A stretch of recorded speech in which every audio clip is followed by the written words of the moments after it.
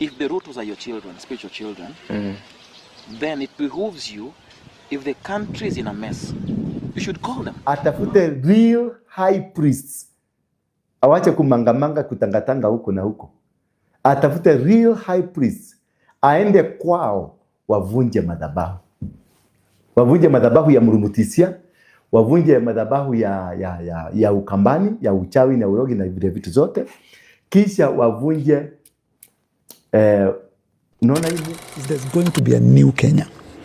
There's going to be a new generation of leadership, and this parliament, I will come back on this chair. None of them will go back. Very few.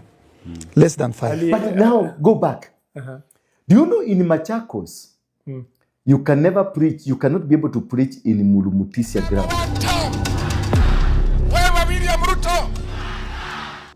First of all, Evangelist Teresia Wairimu is called a God. I cannot bundle her together with other people. Because the Lord personally spoke to me about her and Apostle Jokayo. So there's a regard I have for her. And when I spoke about if the Rutos are your children, spiritual children, then it behooves you, if the country is in a mess, you should call them. These are your children. You should call them using the authority God has given you, sit them down and say, you know what? You people are messing up. And a time comes, the rebuke is not good enough indoors. Because the outcry has reached the heavens. There's a time last year I was shown something. Evangelist Teresa Wairimu, the woman of God, started rebuking the government. Do you think she hates them? No. She doesn't have that character. But when I was shown the clip, I could tell from the Spirit, it was the Holy Ghost moving her to rebuke what they're doing and what is happening in the government. That was after Rigiji was rigged out, you see. And then, maybe a week or two weeks later, someone sent me another clip, maybe she was not in the country, saying I'm okay with the first family, I'm all this, I'm all this. And the Lord told me, what is this? She rebuked by my Spirit. Now she has gone back into being a mother. Being a mother and being cool with them does not mean you cannot rebuke them.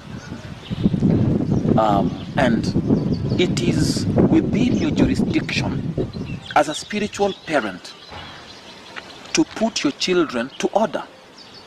You see, we have people in the Bible like Eli, who died because of the sins of their children. You see. And if you look there, Eli actually was talking to the children, telling them, my sons, what you're doing is not right. But God expected more from Eli. You see. That is what has been lacking here in Kenya. And I was not like demeaning her. I respect her. She has worked with God. God has worked with her. That is someone I respect. But I only spoke what the Holy Ghost wanted the nation to know. I have people who are under me, some in government, different arms, very high level. If they do something wrong, I don't care what you're called honorable or what. I say, hey, I thought you're a Christian. What is this? And they are placed under discipline with the high offices. I don't care. You're placed under discipline. Why is it important? God says, we are the overseers of your souls. So as a spiritual authority, I am an overseer for your soul, and I will give an account concerning you at the last day. What will I tell God? You are the president, I could not rebuke you. You are the first lady, I could not rebuke you. Look at Prophet Elijah, Prophet Elisha. Look at John the Baptist.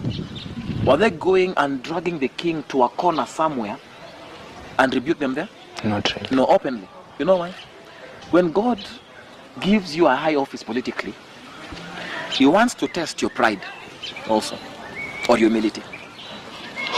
So, and for some things to come out in the open now, it means they are not listening privately. I want to believe with all my heart that Evangelist Teresa Wairimu has spoken to President Ruto and the wife privately. Like, this is wrong, this is wrong. I know as a prophet, Evangelist Teresa Wairimu is not happy about Gen Z's dying. I know that. But she has not come out openly to condemn it the entire last year. If she did, God forgive me, I don't know. She didn't. Yet, she should be the voice of reason in the president's life.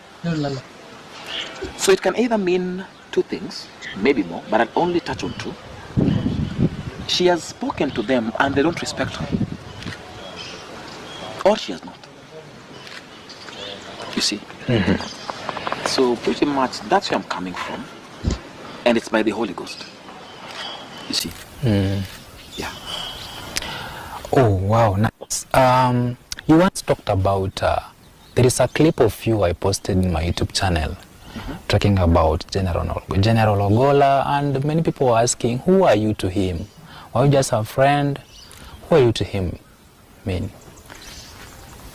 General Ogola was more than a friend. I don't have friends to begin with. I live a very weird life. Not by choice. I think it's by design. Ever since now, God arrested me into ministry, full-time ministry. I just ceased having friends. And also because of where we were ministering before, how some people were peddling some issues, we had no other friends because our friends were only church people. Then the only church people we had turned their backs on us. So I love people, but I could not trust anyone. The only person I was with in government and I could trust was General Ogola. Because he was a Christian. You see, it's not because his name is Ogola. He was a Christian. He's someone who, he gives you his word, he'd rather die but fulfill that word. A man of integrity, you see. So there are so many things I would share with him. When I saw people are not serious about their salvation and people can be bought, General Ogola could not be bought. Let me tell you why I respected him so much. After I left State House, I remember telling him, and I shared with him, and I told him, I can't continue going to State House. He said, why? That time he was not yet CDF. Okay? He said, why? I said, there's some things happening, and with my office as a man of God, it won't work. Yeah. It won't work. I will mess up the plan God has for this nation. So I'd rather step aside. Then, of course, I had prophesied him being CDF a long time ago. Now he was sworn in. He called me, told me, Prophet, I've been sworn in. Blah, blah, blah. We were happy, we were rejoicing, blah, blah, blah, blah. Then, after that, now this answers something else. Why people see me sometimes, I get angry when I speak about Rachel Ruto. I left her in State House. I just left. I didn't do your business. I don't want your business, just do your business. Yeah, it is democratically right for them to have such kind of a thinking because they belong to that class of tribal groupings. But now, the bigger group that will vote are the Gen Zs who are not tribal. So when they are planning for anything, I wish they remove the tribal tag. That you see Matiang'i, when he wants to launch anything, he went to Kisii to launch his campaign. When Wamonyoro is moving, he was moving around the Kikuyu areas. Now that he's gone to Western Kenya a bit, he went to Kambana a bit, he went to Mombasa a bit, but you could see his foundation was founded from, which is right, which is central part, which is democratically right, very right for him. But if they can be able to read the mood with the young people, and maybe that is why George Ruto came with that mood. He's telling his father, read the mood.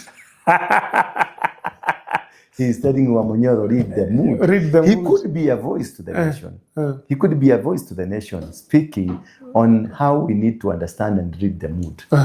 Because the mood on the ground, yes, as much as we are hearing from listening to the ground is not tribal at all. So bringing people from understanding that we bring this tribe, we bring this tribe, we bring this tribe, it will work against them. These same people who are praising them, they might even go back to Ruto because there will be no change. Yeah. They will be doing the same thing Ruto is doing. They will be doing so. They would rather stay with Ruto instead of bringing any other person who is similar to Ruto. So saying that we are bringing Gachagua because he will come with Central, we are bringing Matiang'i because he's coming with Kisii, and the Kalonzo because he's coming with the Kambas, does not build a nation. But if they can build a nation by propagating what we call a unified and nationalistic agenda, it will work. But for them suggesting who is supposed to be the president, who is supposed to be the prime minister, who is supposed to be the deputy president, constitutionally they are allowed to do so. But the mood is not in the constitution. The mood is on the ground. So it will be so important for us to watch on that and see. For them suggesting Kalonzo, it is okay, it's good. But ask Kalonzo, he has been vying for this political seat. What makes him not succeed? Could there be altars that belong to their community that is hindering him? Because this life is spiritual. This man is good. This man is humble. This is a man that everybody would want to be a president. But what happens at the end of the day? Something just crops in and he is shortchanged. Kalonzo, they work with Raila, and then Raila comes and says, no, I didn't say that. Could there be altars, the Ukambani altars hindering him? Look here, let me give you a very small example. Who brought Kalonzo to politics? Was it Mulu Mutisia? Mulu Mutisia. Yeah. Mulu Mutisia was the king of Ukambani. Yeah. He was the level he went up to was being the king of Ukamba.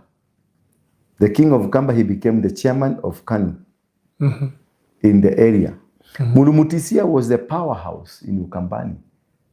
He was a blind man, but controlling. This is the man that brought Kalonzo Musyoka into the limelight. This is a son of Kalonzo Musyoka politically. And if your father did not go beyond the village you come from, it is because of the altars and foundations that are speaking in him, it will be so difficult for you to rise. Not unless you uvunje madhabahu ya baba yako. Just as Gideon did, he destroyed the altar of his father, and from there he was able to rise up.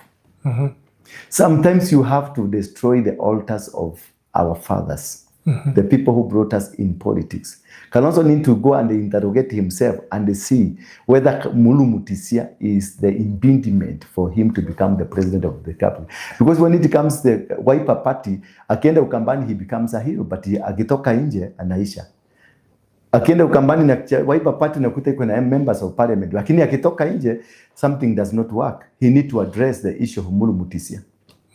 Yes. So at the end of the day, if Kalonzo gets the opportunity to vie for the presidency, what are the chances of him winning? As long as he does not address the challenges of Mulu Mutisia as an altar, he will not get it, even if he's backed by Ruto himself. He won't make it. Yes. Keep that, take that to the bank. Until he addresses the mizimu ya Ukambani ambayo Mulu Mutisia alimweka ndani yake. Hawezi, he will not make it. Kalonzo, but you insist Kalonzo has all the qualities of. He has every quality. This is Kalonzo has the Jacob Esau factor. When Jacob decided to buy the birthright of Esau, when he went to work in Laban's house, when he was working as Jacob. But when it came the time for him to eat, the Esau spirit stood up. A spirit of a particular thing can rise up and stop you from becoming. That is why since there are so many people who are very powerful, very strong, but they have no. Look at Raila now. Look at Raila. I told you that, and then tulitukano sana hapa.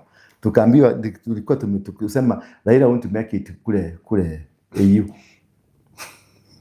He didn't make it. Tulikutukano mara ya kwanza, After that walikuja wakasema nimeongea ukweli. Raila has always won elections. For you to tell you, when during the Kibaki time Raila won, but he lost it. In the time of kwa groundwork ana win, ikifika kutangazwa inatangaza mtu mwingine. Akakuja upande wa Uhuru, he won, but it was taken away from him. Yes. You want to say Ruto didn't win fairly? Hata hii Ruto, Ruto never won. Ruto didn't win the election. This election you are talking about, Ruto didn't win. Raila was ahead. He said the church prayed him to victory. Yes, with his altars. He used altars. When you use altar, your altar, and the altar is very powerful. And that is what I'm telling you. I'm speaking about the power of the altars in a family. If there is this power of altar in your family that hinders you from becoming, you will not become. So Raila won, but Raila lost it because of the altar that speaks against him. Apana. Yes. So okay, bunulize. Alienda AU because of being backed by Kenyan government akalose. Kama angeenda bila Kenyan government angewin. Because there is an altar belonging to Kenya that does not allow him to become. So now Kalonzo, let's talk about Kalonzo. Kalonzo is a child wa mulumutisia until he addresses the mulumutisia factor in him, and then he loosens the territorial altars that speaks against him. He will never become a president. So where should he start now? Going back to Ukambani and address the mulumutisia factor, the altars. That man was a witch. The altars of mulumutisia. Mulumutisia is just an innocent. Yes, innocent, but he was a king of the Ukambani. He anointed Kalonzo, and the Kalonzo, si nani Muthama alijaribu kung'oa overthrow Kalonzo from the Ukambani politics. What happened to Muthama? Muthama is somewhere there selling his rubies and the things and the politics. He was the chairman of UDA, but do you ever hear him? When you dare Kalonzo in Ukambani territory, you are finished. But when it comes out of Ukambani politics, the borders of Ukambani, Kalonzo finished. Why? So aanze kwanza Ukambani, aende aite wazee wa Ukambani. They address na aite religious people.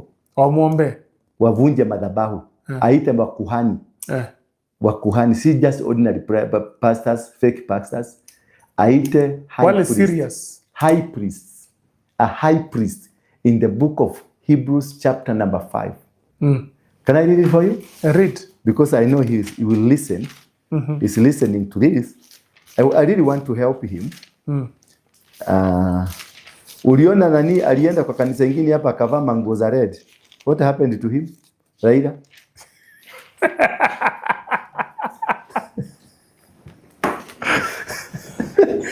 Look here, Hebrews chapter number 5. For every high priest chosen from among men is appointed to act on behalf of men in relation to God, to offer gifts and sacrifices for sins. He can deal gently with ignorant and wayward, since he himself is beset with weaknesses.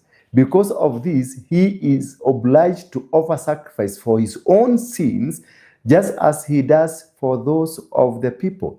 And no one takes this honor for himself, but only when called by God, just as Aaron was. A high priest is not a pastor. It's not your local pastor. It's not your local bishop. A high priest is somebody carefully selected by God for the purposes of offering sacrifices for the community or for the people. On behalf of God. Yes. For people. So he goes atafute real high priests. Awache kumangamanga kutangatanga huko na huko. Atafute real high priests.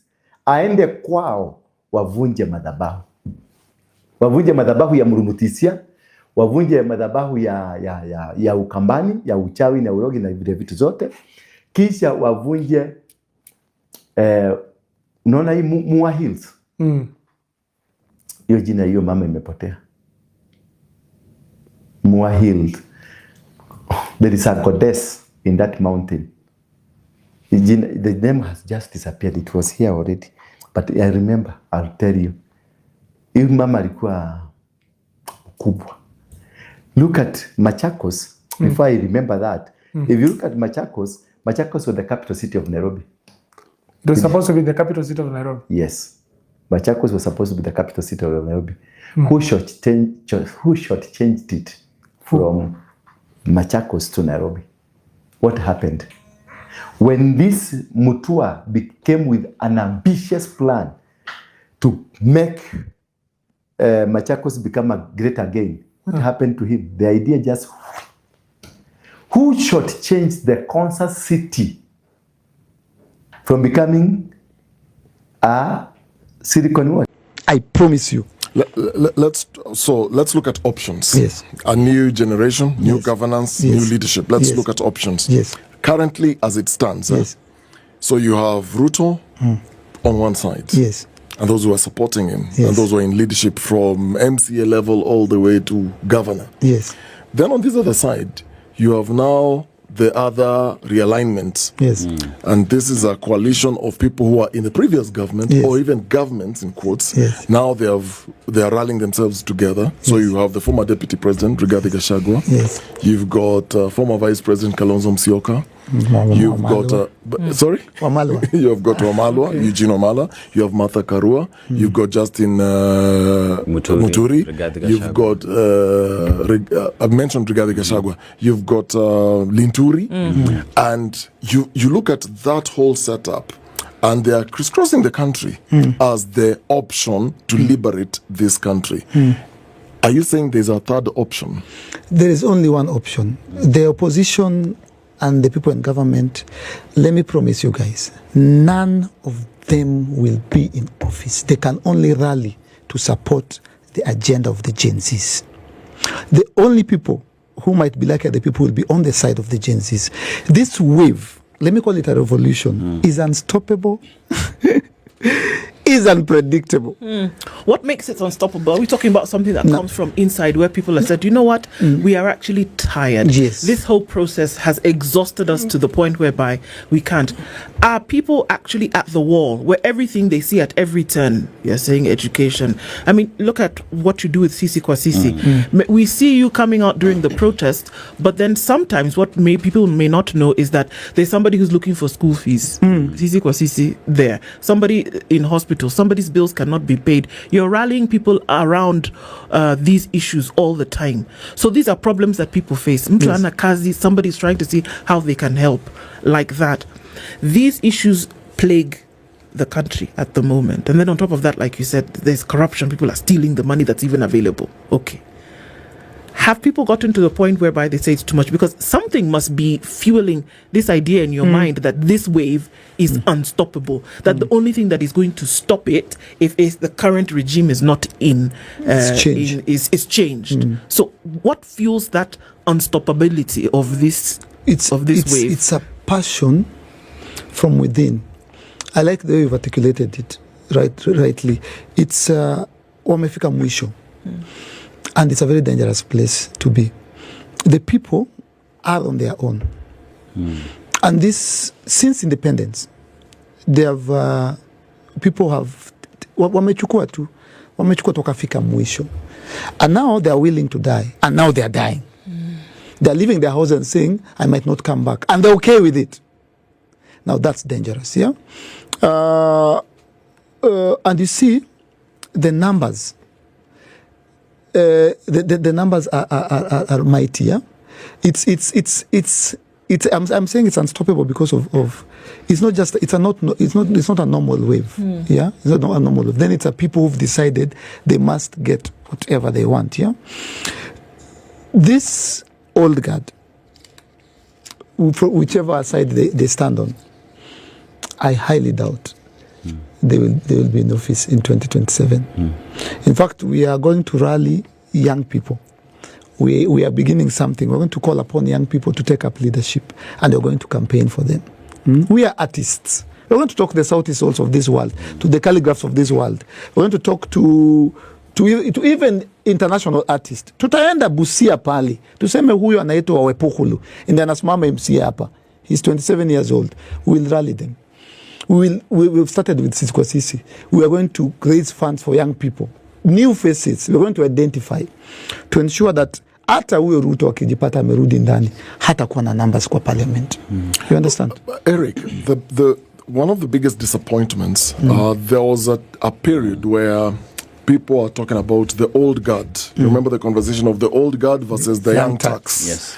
So there was a rallying call around that theme during that election. So we want to do away with these old fellows who've been recycled time and time again in government, and their old style of politics. So we are tired of that. We need new tax. And that's why we ended up having even comedians in parliament. We had a lot of young people, professionals, getting into positions of leadership in this country. And for the first time, people felt we at least have fresh faces. Now let's look at the leadership style. Only to realize as the years have gone by that they've ended up becoming even the worst compared to the old guards. You listen to the statements they make in parliament, you listen to the statements they make outside the parliament, they've ended up becoming the worst. So what are the guarantees that with this wave, because even at that time there was that wave, we want young people. The people who have voted into parliament who never had a single shilling to campaign, but people actually voted them in. But they got to parliament and the rest is history. So what are then the guarantees that with this wave, the overriding factor will not be we're just moving in a wave, then we get these people in, and then we end up having a same disaster. We won't have the same disaster because the problem with the comedians and the artists that are in parliament now, they are less than 5. For example, let me speak for that because I'm a comedian. They are less than 5. And you see, you cannot take a fresh fish and put it in a sack of 1,000 rotten fish. Itaribika too. And then these are mouthpieces. These are people who have been bought. These are people who are under chamas and they have obligations to fight for their kings and lords. They have directions. They have scripts, and they're being used. Even Juzi too, I was so mad. They called a press conference to castigate young people, to tell us to support Ruto. You can tell that young man is not speaking.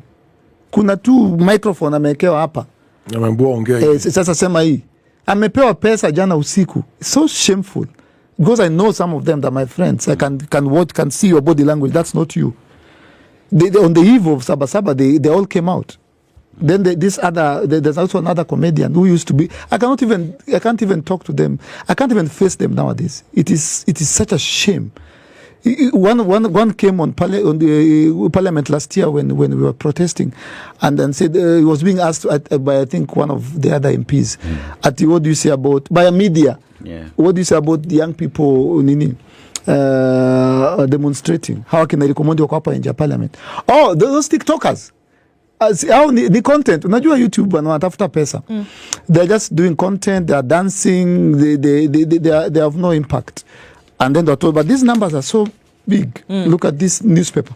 Those are doctored. I'm a digital creator. I can tell you this. Can you imagine that? So these people are not. They are not leaders. They are politicians, and that's Kenya's biggest problem. We have too many politicians and zero leaders. So the difference is in numbers. We want to take over the parliament so that we're not controlled. Parliament was bought. Parliament is in government. Parliament is part of the executive. They have orders. They have orders from above. And useme hii va hivi pitisha hii bill. But what really can they do? Hakuna. Mwingine alikuwa recalled juzi. Okay. So the question has to be then, how will you be sure that moving forward any of that would be different? Okay, so if not this way, then which? And if it's not this way, which way? Now let's go back to, let's look at the age average right now of parliament. It's around 49 years. And that goes to speak of a relatively young parliament. And if you speak in terms of the leaders that we have there right now, we will remember the time when the Langata MP went to State House, saying that he was going there for development and whatnot, and how that was such a big conversation, including with Raila Odinga, who said, you are betraying us because we have a position as a party. But you look at these young politicians that we have in Parliament today, these development issues that they're going to beg for, first of all, it is the right of each and every constituency for each and every leader to get this development. All you need is to come up with a motion, go to the ministry, make your demand, and that would be factored in through budget. But as we have this discussion with these individuals that you have engaged with for a very long time, and it seems as though now that they're there, it's all about themselves and not about the people. So how then do we ensure that with the young people now that are coming together to form the next government, how do we ensure a repeat of what we've already seen does not happen in the future? How are we making sure that they will stick true to the goal? We change the status quo, we overhaul the system. You see, all these politicians have been held captive by the system, either the people in power or the people in opposition. These young people, the five, I call them the five, or maybe the four. Hakuna kitu wanazafanya. There's a lady, the senator mwenye alitolewa juzi. Yeah, that's a very good example. You cannot go against your master. So we're going to overhaul the system. The problem is the system. And these people are not going to change. They are there to eat. They campaign to be elected to steal. And that has been the culture from independence. To grab land, to hoard money, to steal. Basically to steal from people who are dying. They want neighbor pesa za dawa. They don't care. It's a culture. So we need to overhaul that. And the fact that these people are shedding blood on the streets, that is good. That's a good example enough to show you the intent, the intention. They want change to an extent that they're willing to die for it. They have seen the evil, they know the system, and they're going to change the system. So we believe that when this new crop of leadership comes in, it's a totally new system, one that understands their generation and their struggles and their time. Time yao wengine ilikuwa ni kuiba. Imekuwa tu ni kuiba. Government, politics, leadership has always been just stealing, tribalism, nepotism, greed, basically. And it's an African thing. Yeah, we are going to change that by bringing in a new way of thinking, by bringing in accountability, like what we're doing with Sikwasisi. We are going to identify young people in the 47 counties. We're going to take our time, and we're going to ensure that they're the right people. And if by any chance they go in there and they're not the right people, they will meet our wrath. Hii kitu na happen inaenda kuendelea. Utapata tu wrath yetu. Hautakaa kwa hiyo parliament. You will not. You will sign. You will sign and say, this is what I'm signing to. If in case I do, and other countries do this, people resign in the UK. Prime ministers resign because of systems. I held a Bible to this. Na leo nimeshikwa nimeiba land hapa ya orphans. Bro, you're going home. You are going home. People died. People shed blood. And I keep saying that these young people who are dying on the streets, akina Alberto Juang, akina Boniface Kariuki, akina Eric Shiani, they are no different from Dedan Kimathi. They are no different from Mau Mau. They are dying and shedding blood, fighting for a nation. You know, Dedan Kimathi alikuwa anafanya kwa bush. It's exact. Ni vile sasa hawako tao. They have been buried. Their brains were blown out. So these are freedom fighters. These are exactly kama the Mau Mau fighters. And so, bro, if you look at what's going on, that should be evidence enough that we are hungry, we are angry, we are tired, and nothing short of change will satisfy us. We want them to go. And if anyone is listening who talks to the president, we are saying maliza uende. And to the entire leadership, malizeni muende. Na musipochunga, hamtamaliza. Because now, people already died. So to cross your line. President William Samoei Ruto, maliza uende. Na usipochunga, hautamaliza. And that is how life works. That is how democracy works. Because the power is with the people, will always with the people. And I keep saying, how many government officials are there? Less than 2,000. How many Kenyans are there? more than 56 million. You must